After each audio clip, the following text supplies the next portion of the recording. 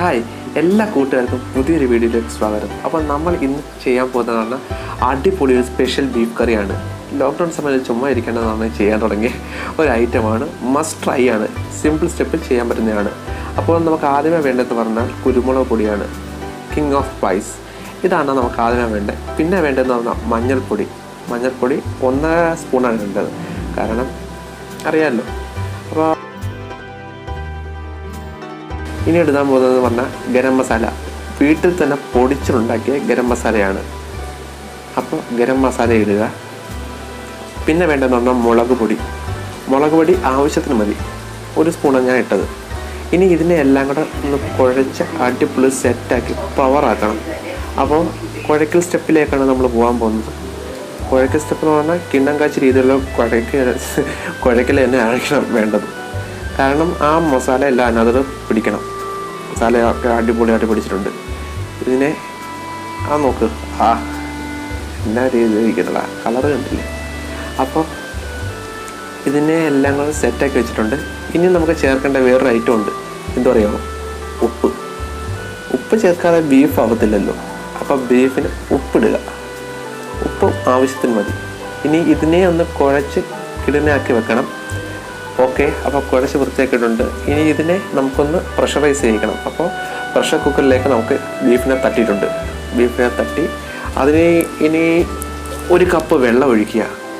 കാരണം ബാക്കിയുള്ള വെള്ളം അതിനകത്ത് തന്നെ ഉണ്ട്. ഇനി നമ്മുടെ കുക്കർ സ്റ്റൗ വെച്ച് അതൊന്ന് ചൂടാക്കിയിട്ട് 4 പ്രഷറായിരിക്കണം അടിക്കേണ്ടത്.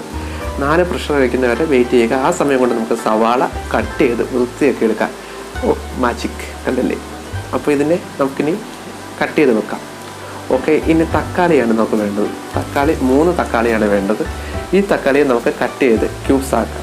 ഓക്കെ, നമ്മുടെ കുക്കർ ഇവിടെ റെഡി ആയിട്ടുണ്ട്. ഇനി നമുക്ക് പച്ചമുളക് കട്ട് ചെയ്യണം. 6 പച്ചമുളകുണ്ട്, അതിനെ കട്ട് ചെയ്ത് റെഡിയാക്കണം. പിന്നെ 2 കുടം വെളുത്തുള്ളിയാണ് വേണ്ടത്, അതിനെയും സെറ്റാക്കണം. നമ്മൾ ഇടിച്ച് ചതച്ച രീതിയിലുള്ള ഇതാണ്. പിന്നെ ഇഞ്ചി പേസ്റ്റ്. പിന്നെ വേണ്ടതെന്ന് പറഞ്ഞാൽ നമ്മുടെ കറിവേപ്പില. ഇനി നമുക്ക് വേണ്ട ചട്ടി കഴുകി വൃത്തിയാക്കിയ ശേഷം ആ ചട്ടി നമ്മുടെ സ്റ്റൗവിൽ വെച്ച് ചൂടാക്കുക. ഇനി അതിന് വെള്ളം പോയി കഴിയുമ്പോൾ നമുക്ക് നല്ല നാടൻ ചക്കിലാട്ടിയ വെളിച്ചെണ്ണയാണ് ഞാൻ ഒഴിക്കുന്നത്. അപ്പോൾ അത് ആവശ്യത്തിന് വേണം. ഓക്കെ, അതിനൊക്കെ നമുക്ക് കറിവേപ്പില പൊട്ടിച്ചിടാം. അതിൻ്റെ എല്ലാം ഒന്ന് ബെസ്റ്റ് വാടി ഒന്ന് വരുമ്പോൾ അതിനൊക്കെ സവാള ഇടണം. സവാള ഇട്ട് കഴിഞ്ഞിട്ട് പിന്നെ ഇളക്കൽ പ്രോസസ്സിലേക്ക് പോകാൻ. ഇളക്കൽ എന്ന് പറഞ്ഞാൽ അമ്പാര രീതിയിലുള്ള ഇളക്കലായിരിക്കണം. അപ്പോൾ ഇളക്കുക, കിടലായിട്ട് തന്നെ ഇളക്കുക. കാരണം നമ്മുടെ ഇളക്കിലാണ് കറി ഇരിക്കുന്നത്. എത്രമാത്രം സവാള വഴണ്ടി വരുന്നോ അത്രയും നല്ലതാണ്. ഓക്കെ, ഇപ്പോൾ അതൊന്ന് വാടി വന്നിട്ടുണ്ട്. ഇനിയും ഇത് പോരാ, ഇനിയും വേണം.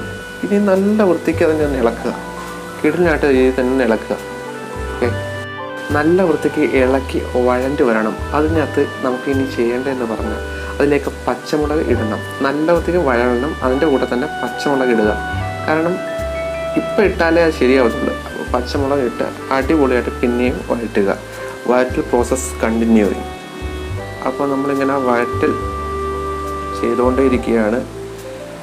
ഇതാണ് എൻ്റെ മെയിൻ ആയിട്ടുള്ള ഹൈലൈറ്റ് എന്ന് പറഞ്ഞാൽ. ഇതിനെ നമുക്ക് നല്ല വൃത്തിക്ക് എത്രമാത്രം വഴറ്റാൻ പറ്റുമോ അത്രമാത്രം വഴറ്റുക. എത്രയോ വഴറ്റുന്നോ അത്രയും നല്ലതാണ് നമ്മുടെ കറി. അപ്പോൾ സ്പെഷ്യൽ ബീഫ് കറി എന്ന് പറഞ്ഞാൽ സ്പെഷ്യലായിട്ട് വേറൊന്നും ചേർക്കുന്നില്ല. പക്ഷേ സ്റ്റെപ്സ് വേറെയാണ്. നമ്മുടെ ബീഫ് നമ്മൾ കുക്കറിൽ നിന്ന് എടുത്തിട്ടുണ്ട്. സ്റ്റോക്കും ബീഫും സെപ്പറേറ്റ് മാറ്റിയിട്ടുണ്ട്. ഇനി നമുക്ക് നമ്മുടെ സവാളയുടെ നിറം മാറി ബ്രൗൺ ആയി വന്നിട്ടുണ്ട്. ഓക്കെ, ഇതിലേക്ക് നമുക്കിനി നമ്മുടെ വെളുത്തുള്ളി പേസ്റ്റ് ചതച്ച വെളുത്തുള്ളി ചേർക്കാം. പിന്നെ നമുക്ക് ഇഞ്ചിയും കൂടെ ചേർക്കണം. ഇഞ്ചി പേസ്റ്റും കൂടെ ചേർത്തതിന് ശേഷം അതിനെ നല്ല അടിപൊളിയായിട്ട് വഴറ്റുക. അതിനകത്തുള്ള ഒരു പ്രത്യേകതരം മണമുണ്ടല്ലോ, പച്ച ഇഞ്ചിയുടെ, അത് മാറിയിട്ട് ആ മസാലയിലോട്ട് പിടിക്കണം. സവാളയിൽ ആ തിക്കായിട്ടുള്ള ഇതിനകത്തോട്ട് പിടിച്ചു കഴിഞ്ഞാൽ മാത്രമേ ശരിയാവുന്നുള്ളൂ. അപ്പം നമുക്കതിനെയും നല്ല അടിപൊളിയായിട്ട് ഉഷാറായിട്ട് വഴറ്റാം. അപ്പോൾ വഴറ്റി ഒരുമാതിരി വന്നപ്പോൾ അതിനേക്ക് നമുക്ക് നമ്മുടെ തക്കാളി ഇടാം. 3 തക്കാളി ഉണ്ടായിരുന്നു. ആ തക്കാളി ക്യൂബായിട്ട് കട്ട് ചെയ്ത് ഇതിനകത്തിട്ട് വഴറ്റുകയാണ്. അതിനെയും ആ തക്കാളിയും അതിനകത്ത് വഴണ്ടി വന്നിട്ട് അതിനകത്തുള്ള ജ്യൂസ് ഫുള്ള് നമ്മുടെ സവാളയുടെ ആ മിക്സറിനകത്തോട്ട് വരണം. ഓക്കെ, അപ്പോൾ അതിനെ നല്ല അടിപൊളിയായിട്ട് രീതി വഴറ്റുക. വഴറ്റുമ്പോൾ തന്നെ ഒരു പ്രത്യേകതരം അടിപൊളി മണമാണ് വരുന്നത്. കാരണം ആ ഇഞ്ചിയുടെയും വെളുത്തുള്ളിയുടെയും തന്നെ ആ മണമുണ്ടല്ലോ, അതൊന്ന് വരുന്നത്.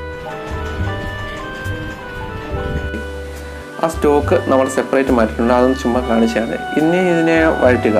വഴറ്റിയതിന് ശേഷം നമ്മുടെ ബീഫ് നമ്മൾ ഇതിലേക്ക് ഇടുക, നമ്മുടെ ഗ്രേവിയിലേക്ക്.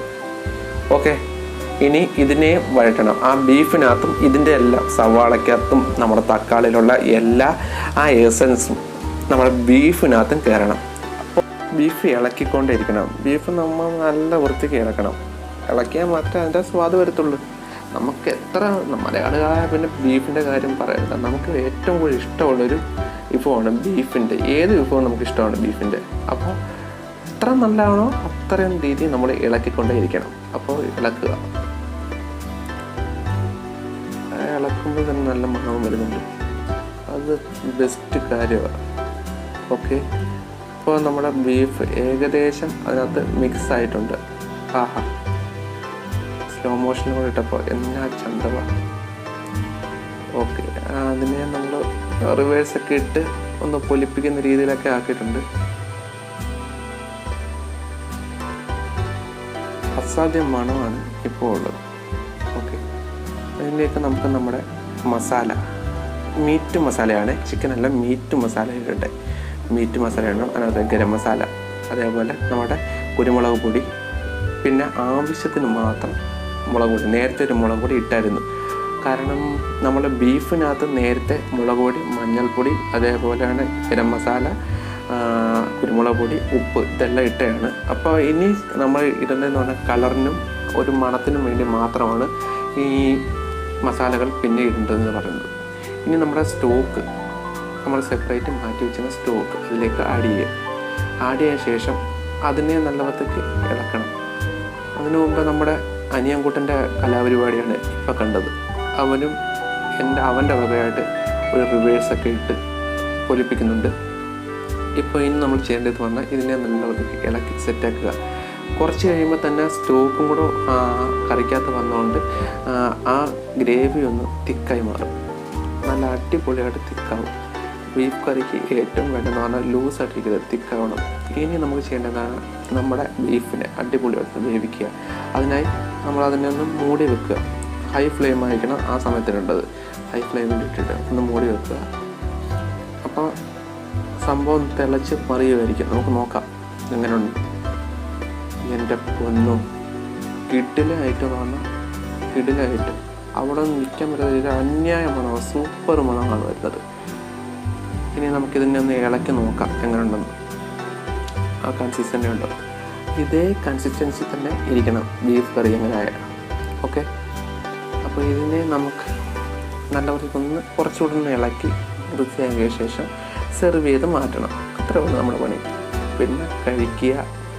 ഇത് പൊറോട്ട, പത്തിരി, ചോറ്, ബിരിയാണി എന്തിൻ്റെ കൂടെ അടിപൊളിയായിട്ട് കഴിക്കാൻ പറ്റുന്ന ഒരു കോംബോ ആണ്.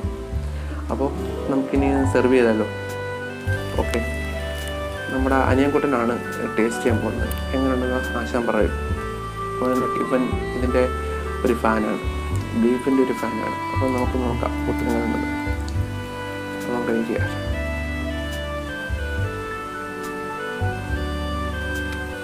എങ്ങനെയുണ്ടാ? ഉള്ളോ? ഓക്കെ, അവന് പിടിച്ചു. അപ്പോൾ എല്ലാവരും മസ്റ്റ് ട്രൈ ചെയ്യുന്ന ഒരു ഐറ്റമാണ്.